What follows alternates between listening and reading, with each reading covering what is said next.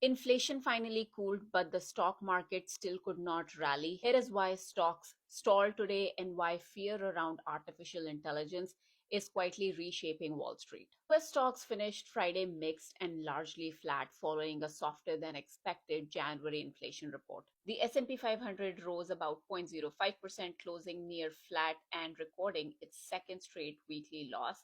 The Nasdaq Composite fell 0.22% as selling pressure in technology stocks continued. The Dow Jones Industrial Average gained about 49 points, finishing up 0.1%. January consumer price inflation came in at 2.4% year over year, slightly below expectations. Core inflation, which excludes food and energy, held steady at 2.5%. While this data supports the case for eventual interest rate cuts, investors viewed it as a single data point rather than a clear trend.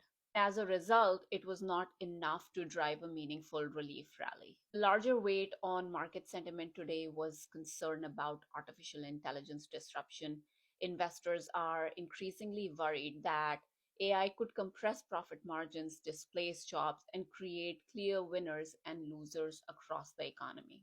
As a result, selling spread beyond software into financials, real estate, trucking, gaming, and media. Markets are struggling to price which companies benefit from AI and which ones are at risk, leading to sharp and uneven moves. For the week, all major indexes finished lower. The S&P 500 fell 1.4%, the Dow declined 1.2%, and the Nasdaq dropped 2.1%.